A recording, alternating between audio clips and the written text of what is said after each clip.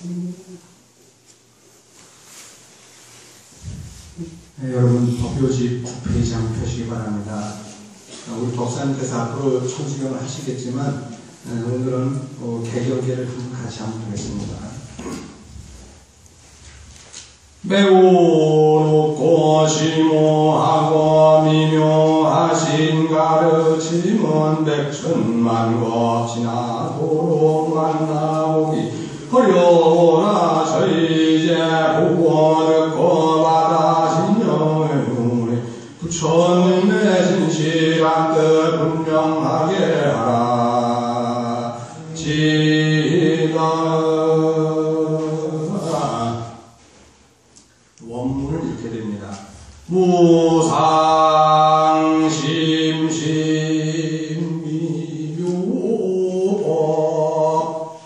백천만법 난조 아금문연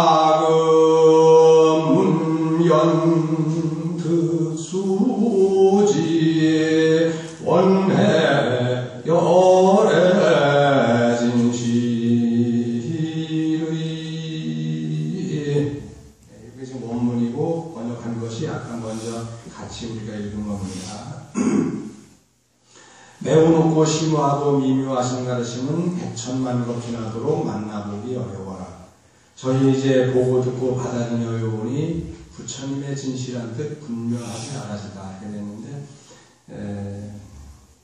제가 이 세상에 태어난 것이 60년이 넘었습니다만 내일이 이제 제가 태어난 월 날입니다. 근데 제가 태어난 게 중요한 게 아니라 저를 낳아주신 우리 부모님이 저한테는 더 소중하죠. 부모님이 계시지 않았으면 제가 태어날 수가 없으니까. 그래서 사실은 생일날은 자기 생일날은 자기가 잘 먹으려는 것이 아니라 누구한테? 나를 낳아주신 부모님한테 더 효도하는 게 맞는 거거든요.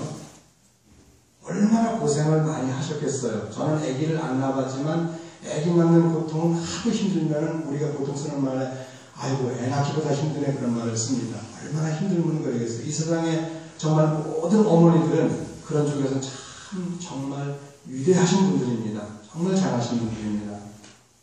물론 아버지도 같이 낳으시긴 했지만 그 모든 고통은 어머니가 더 많이 짊어지시니까 당연히 어머니에게 점수를 많이 드릴 수밖에 없습니다. 특히 생일날은요. 매우 높고 심오하고 미묘하신 가르침은 사람 몸 받기도 어려운데 부처님 법 만나기가 얼마나 어려울까. 부처님 법 만나기가 정말 어렵고 또 어렵습니다. 왜? 부처님 법은 세간법으로는 이해할 수 없는, 세간의 법으로 이해할 수 없는 너무나 고유하고 너무나 폭넓고 광범위하기 때문에 그렇습니다.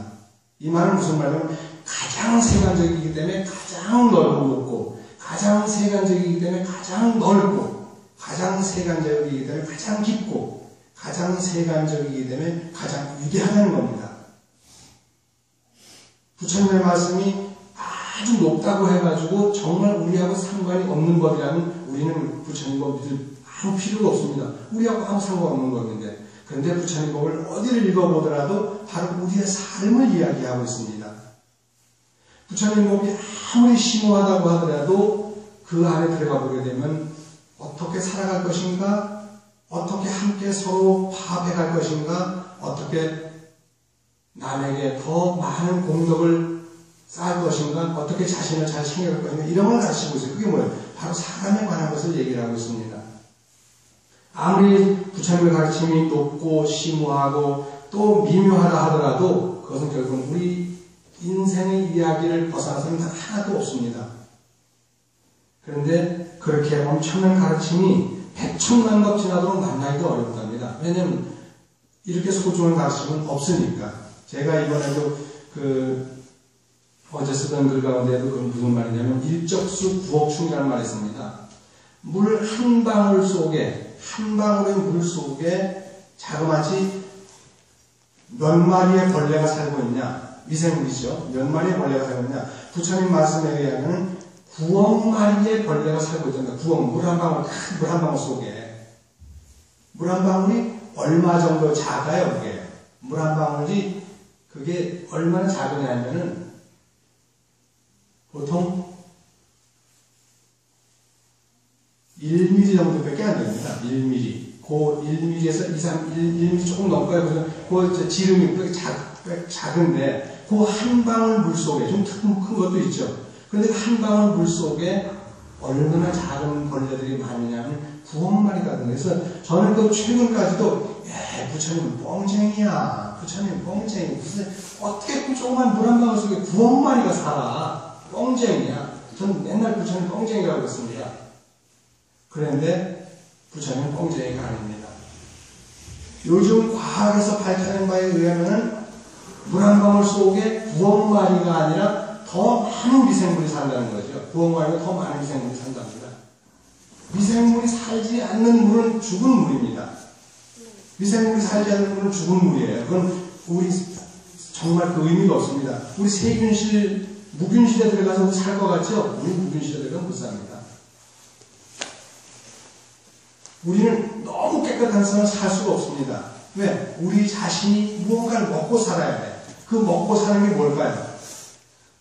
미생물이 내뿜는 여러 가지 그 영양소들을 우리는 먹고 살아야 됩니다. 근데 미생물이 하나도 없다? 아주 무균실이다. 우리는 먹고 살 수가 없어요. 우리는 살 수가 없습니다. 이 우주, 이 공간 속에, 우주까지는 아니고, 이 공간 속에도 어마어마한 미생물이 있는데 그 미생물 덕분에 우리가 사는 거예요. 이 공기 중에. 그게 없으면 우리는 못 살죠. 그래서 부처님은 결코 뻥쟁이가 아닙니다. 100,000만 급 지나도록 만나게 왔다고 이 말씀은 정말 명언 중의 명언입니다. 이 부처님 말씀 만날 수가 없습니다. 그런데 우리는 부처님 말씀 만났잖아요. 부처님 말씀 만나기 전에 우리는 어떻게 됐어요? 사람으로 태어났잖아요. 부처님 말씀을 만나기 전에 사람으로 태어나기 전에 뭐였습니까? 사람으로 태어났으면 복을 우리는 지었기 때문에 사람으로 태어난 겁니다. 여기 지금 앉아 계신 우리 모두가 사람으로 태어날 복을 지었기 때문에 사람으로 태어난 거지, 아니면 아무리 내가 사람으로 태어나고 싶어도 태어날 수가 없는 겁니다.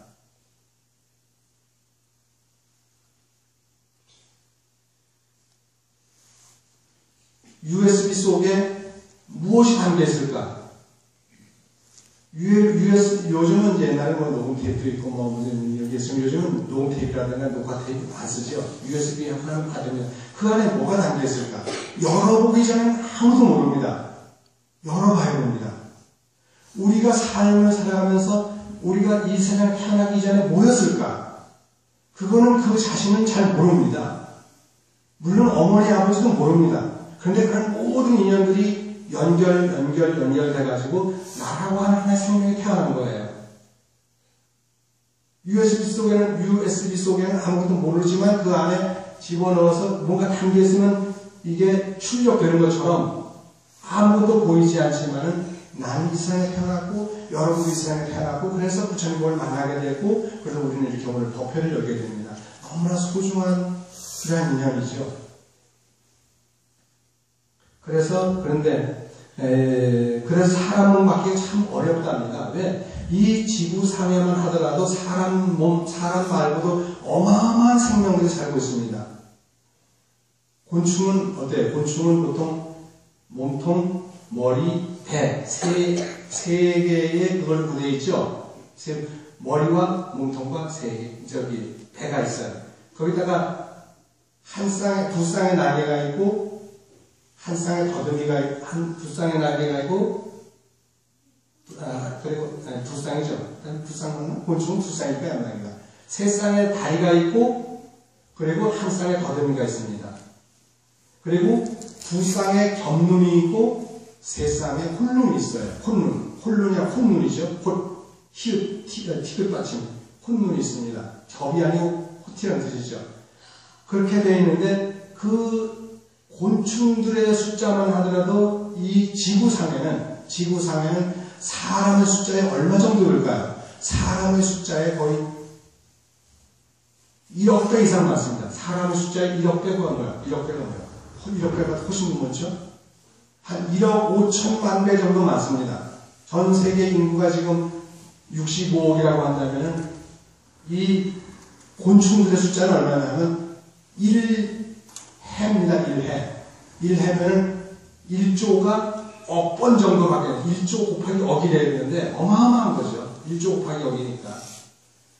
근데 금들 무게를 다 달면요, 우리 사람보다 훨씬 많이 나갑니다. 그 곤충들 무게를 다 달면 이 지구상에 있는 모든 사람 무게보다 훨씬 많이 나가는 게 그 곤충들이에요.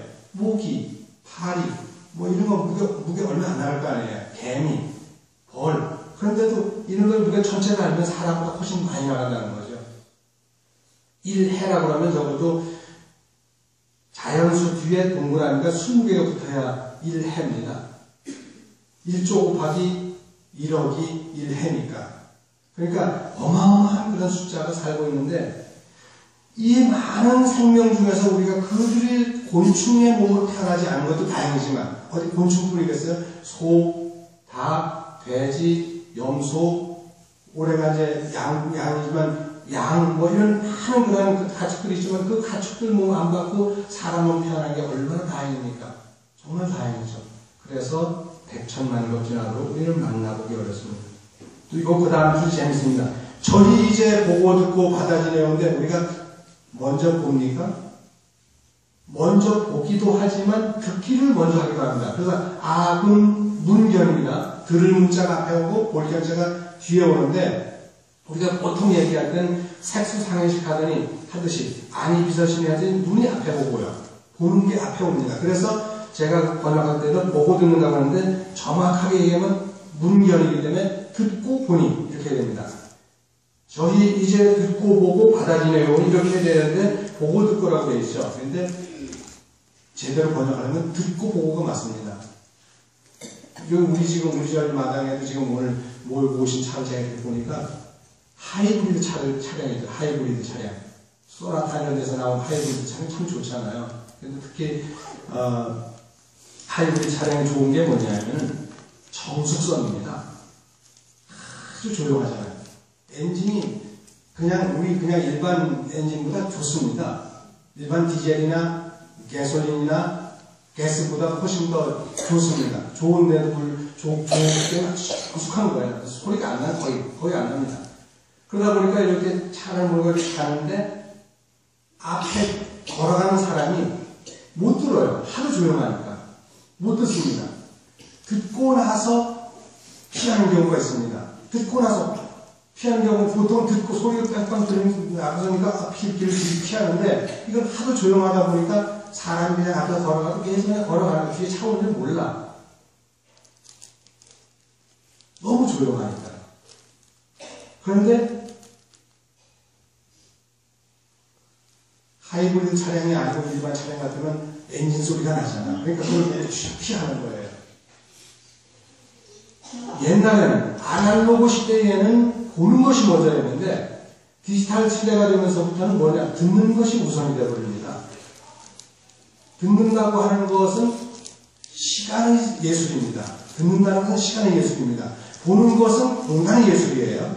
근데 시간과 공간을 볼 때 그 둘은 어느 것도 경중은 없습니다. 경중은 없지만은 시간이라고 하는 것은 음악의 세계입니다.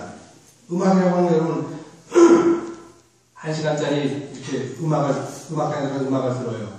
근데 나 시간 없는데요. 빨리 들을 수 없을까? 그래서 막 음악을 빨리 연주한다거나 아니면 그 음악 감상실 들어가서 음악을 빨리 돌리게 된다면 음악을 제대로 감상할 수 있을까요? 못합니다. 왜? 음악은 시간의 예술이기 때문에 그 주어진 시간을 충분히 다 누려야 됩니다. 나 시간 너무 많은데 이 시간 어떻게 다 때우지? 그래가지고 음악을 천천히 돌린다거나 아니면 연주하는 사람들한테 특별히 부탁해가지고 음악을 천천히 듣는다면 그 음악이 제대로 들려오겠어요? 아닙니다. 시간의 예술이라고 하는 것은 그렇게는 안 됩니다. 정확하게 주어진 그 음악대로 그대로 연주를 해야 되죠. 근데 시각적인 예술, 공간의 예술은 우리가 어디죠? 직지사에 가거나 비행사에 가면 다 돌아보려면 시간이 많이 걸리니까 우리 빨리빨리 돌아볼까? 그래가지고 그냥 휙 한 바퀴 돌아서 나올 수도 있어요. 어디서 전시회 같은 데 갔을 때도 전시회에서 그냥 휙 한 바퀴 돌아서 이제 다 안 읽어봐도 돼. 나중에 내가 가서 인터넷 가서 찾아보지 하고 그냥 볼 수도 있습니다만은 음악은 아니에요. 음악은 아닙니다. 음악의 음자가 어떻게 썼어요? 설립자 밑에다가 가로와 알자 쓰고 가로와 알자 썼잖아요. 그죠?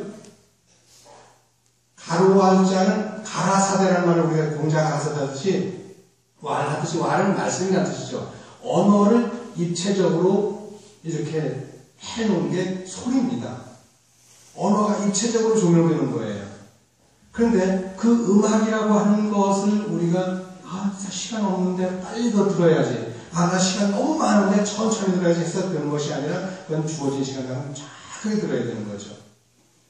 듣는다고 하는 것, 귀로 듣는다고 하는 것은 그래서 시간이 예술이고 눈으로 본다고 하는 것은 공간의 예술입니다. 눈은 다 보잖아요, 어디나. 근데 귀는 안 봐도 돼요. 그럼 다 들려옵니다.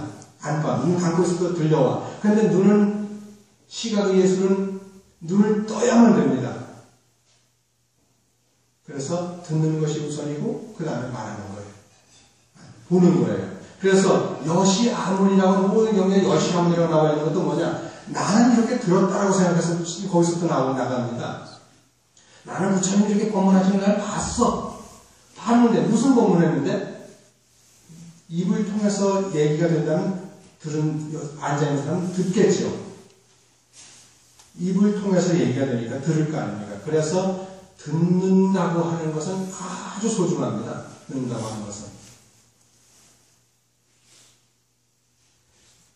그래서 악음문견이에요. 그래서 저희 이제 듣고 보고 받아지며 외우니 내 마음속에 받아지며 외우니 부처님의 진실한 뜻이 뭘까? 그걸 한번 생각해보는 그런 게 되겠습니다.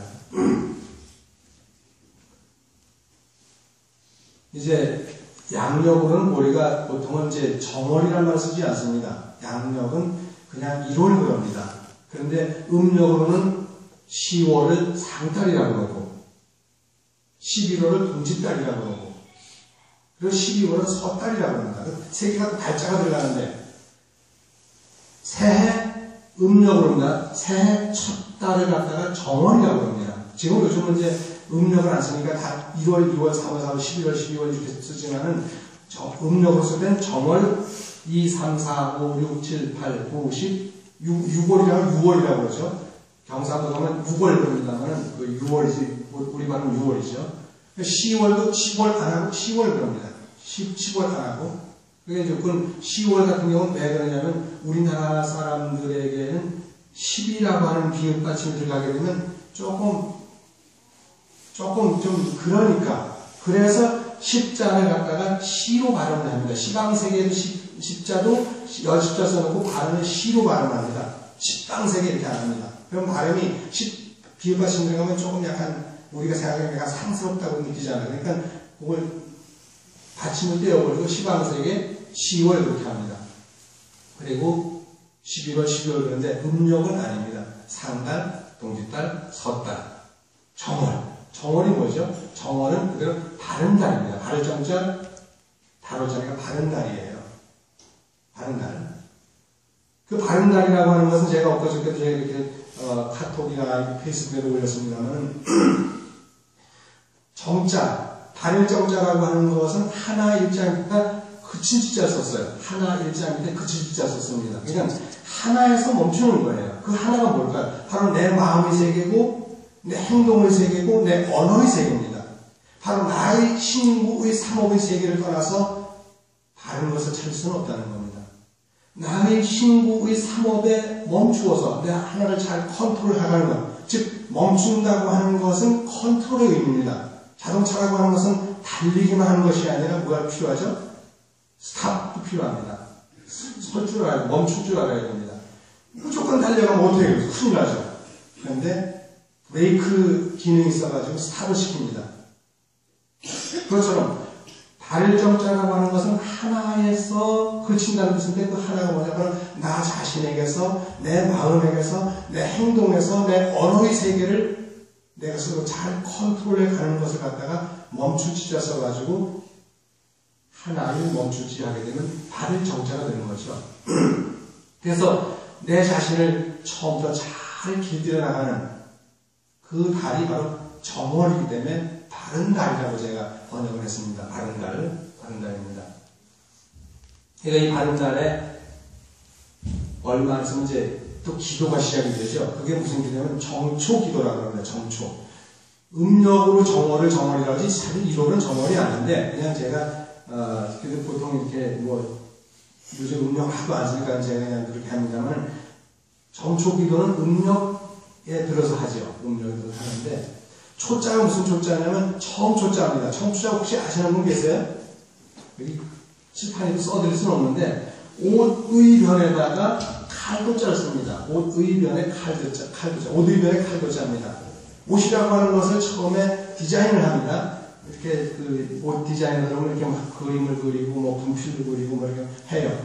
근데 그렇게 분필도 그리면 옛날 사람들이 있고요. 요즘 사람은 쫙 연필을 가지고 이렇게 그립니다. 그래가지고 이걸 하운데 이제 평을 받아 정말 참 좋다.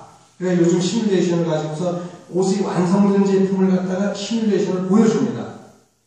그러니까 나중에 이 옷이 내 몸에 어떻게 맞을까? 저 사람에게 어떻게 맞을까? 모든 사람들에게 어떻게 맞을까? 라고는 계속해서 연구하다 보면 정말 멋진 옷이 나오겠죠. 날씬한 사람이 입어야 되는 옷, 뚱뚱한 사람이 입어야 되는 옷, 키가 작은 사람이 키가 커 보이게 입어야 하는 옷, 키가 큰 사람이 작아 보이게 하는 옷, 그리고 그 옷의 주름을 어떤 식으로 할까? 무늬가 어떤 식으로 할 것인가? 키 작은 사람이 가로로 된 무늬를 입으면 키가 더 작아 보이겠죠? 그런데 그런 사람에게는 옷을 어떻게 하냐? 키가 작으니까 주름이 이렇게 무늬가 세로로 되어 있는 옷을 하는 거예요. 바지 같은 경우도 그렇고 웃도리도 그렇고 무늬를 세로로 이렇게 해가지고 옷을 마름질을 하게 되면은 키가 작은 사람도 커 보이게 되어 있습니다. 시각적으로 커 보이거든요. 그런 모든 것을 생각해가지고 하는 것을 옛날에는 마름질이라고 했습니다. 그러니까 처음 초자를 다른 말로 하면 마름질한 초자입니다. 옷을 마름질한 다음에 그걸 가지고 자로 이렇게 재가지고 칼로 그걸 오려가지고 가위죠. 오려가지고 그대로 꼬매는 거예요. 그런데 그 꼬매기 전에 마름질이라고 하는 것은 디자인 자체를 마름질이라고 해요. 요즘에 그것도 약간 세분화됐습니다만 그래서 처음 초자는 옷을 마름질한다는 뜻이기 때문에 옷이 마름질이 안 된 상태에서 바로 바늘부터 해서 입을 수는 없잖아요.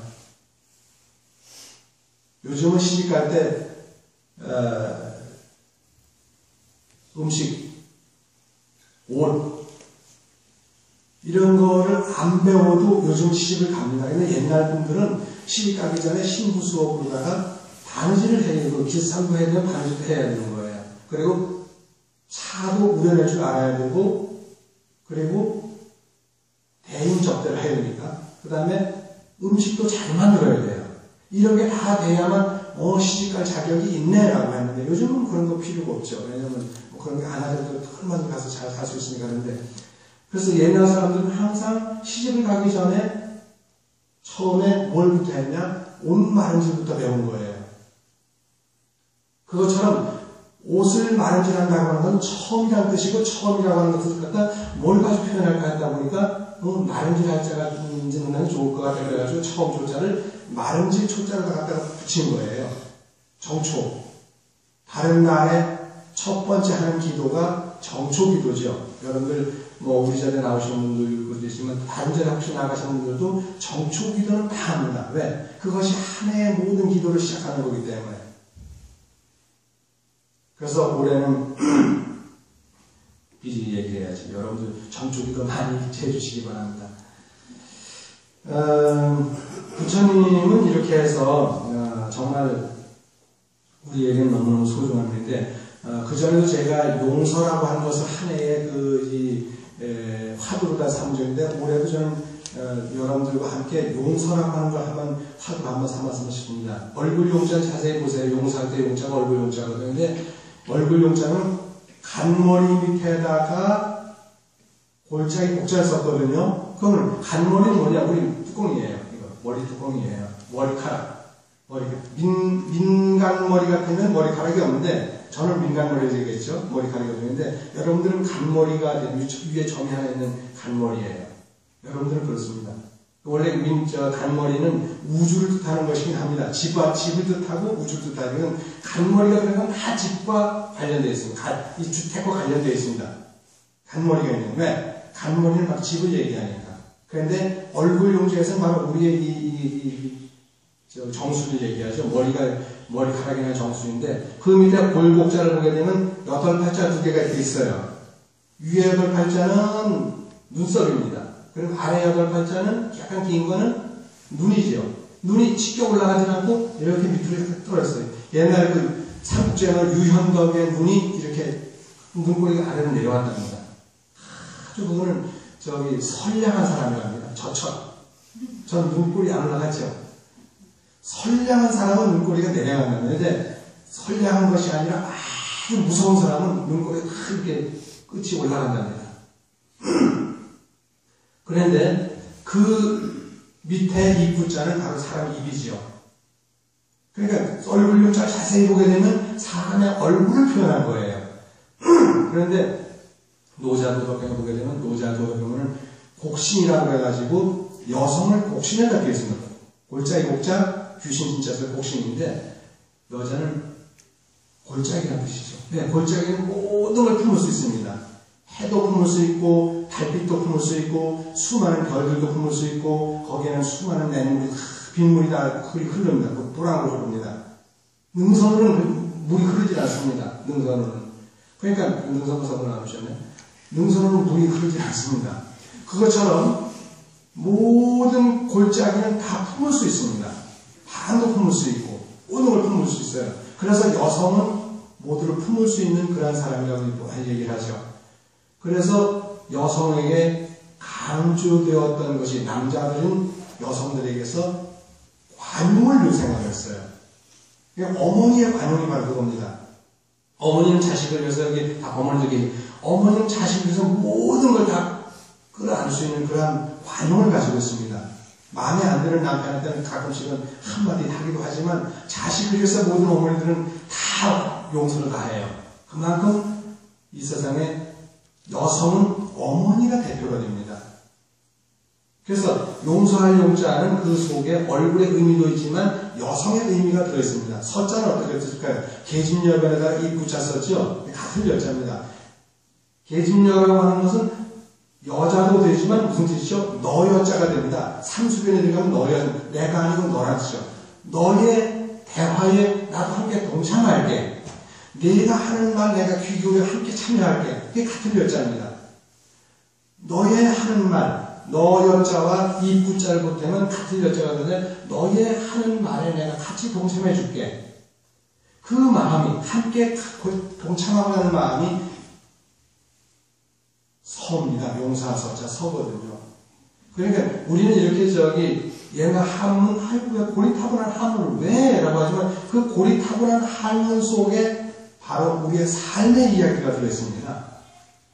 저는 매일같이 영어 사전을 주적이고, 매일같이 한문 자전을 주적이고, 매일 우리 국어 사전을 주적입니다. 하루도 안 빠집니다. 왜? 모든 인간의 삶은, 인간의 의식 구조는 바로 언어에서 나오기 때문에. 그래서 우리가 국영수를 시험으로 제일 중요한 시간 이런 게 국영수잖아요. 국어, 영어, 수학이잖아요. 저는 수학을 잘 못하지만. 그래서 언어라고 하는 것은 그렇게 중요합니다. 그래서 엊그저께 제 아는 지난번에 연두기 법회 때 왔던 백일현 목사한테 제가 그 용서라고 하는 그걸 보냈어요. 글을 보냈더니, 그래서 밑에다가 머시 그랬어요. 머시가 뭐예요? 자기란 뜻이죠? MERCY, ME와 C, 머시예요.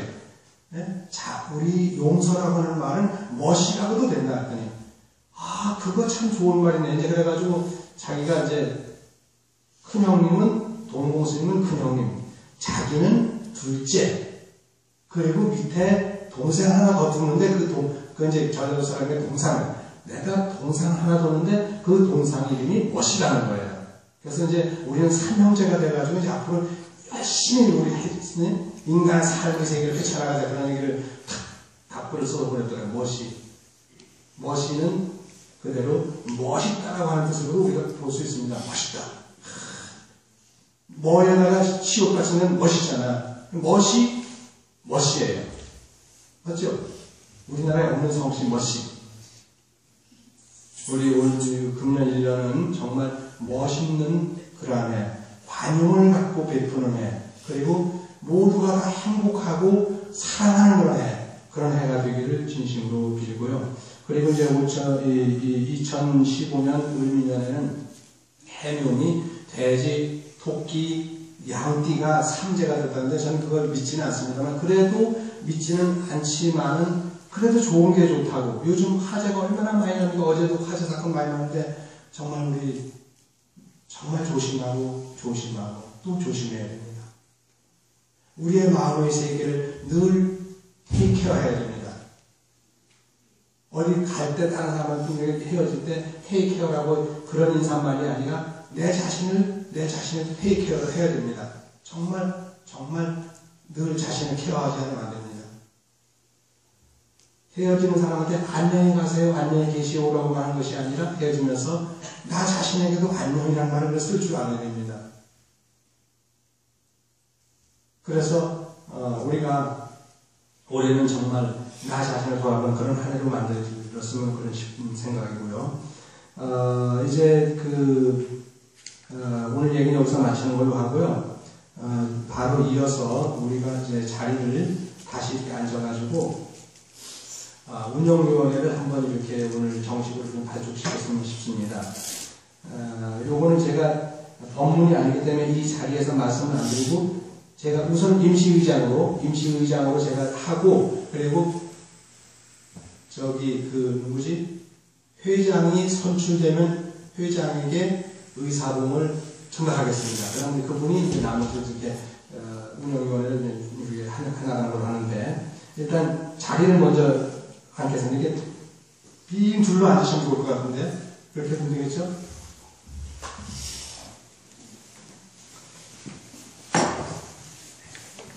박수를 한번 쳐주십시오.